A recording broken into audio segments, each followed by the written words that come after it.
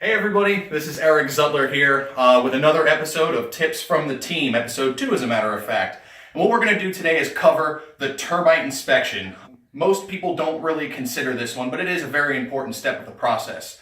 So a few of the things we're going to cover here is the fact that it is more than just termites that they're inspecting for. There's actually about 5 insects in total they're looking for. That is termites, carpenter ants, carpenter bees, wood boring beetles, and powder post beetles. Now, what they're looking for is visual evidence. That would be anything from the living insect itself to what those insects leave behind, traces of dirt, frass, or what have you.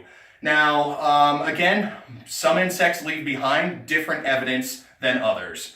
Termites, for instance, are going to leave behind something like dirt, where carpenter bees and carpenter ants leave something behind that looks more like sawdust. So that's a common misconception there, that termites equal sawdust.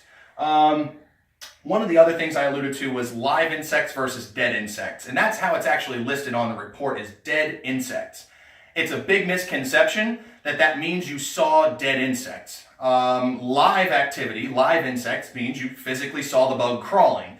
Dead insects could mean a lot of things. It could mean, yes, that you did see dead insects, but it also constitutes things like frass or the droppings they leave behind, wood shavings, or dirt that's left behind by termites. One of the other big parts of this, and this is one that really people get very much hung up on, is the damages. Now, unless you've hired a company that has an inspector going out there that's also a licensed contractor, when they tell you whether there is damage or not, they are generally not qualified to tell you exactly what the extent is of the damage, what repairs are needed, or if they are needed.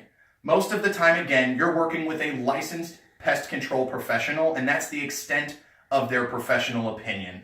What they're going to tell you is that there's evidence of them and that there's signs of visible damage, whether that is the 2x4 or whatever is being infested is completely destroyed, or if there's just a surface scratch or etch on it.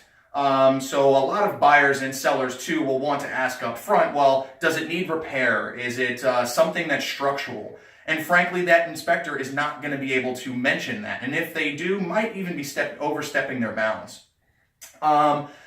Then if things are found, obviously treatments are going to be needed in most cases. Now, you don't have to get the treatment done from the company that did the inspection. You can certainly go out and get your own quotes.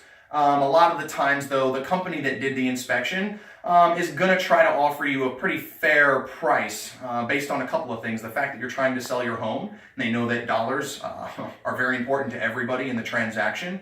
But you can certainly get those treatments done by another licensed professional, and then you would just submit that information over to the company that did the report to suffice their report. Other than that, I mean, it's not a very complicated process, but something that certainly people have a lot of questions about.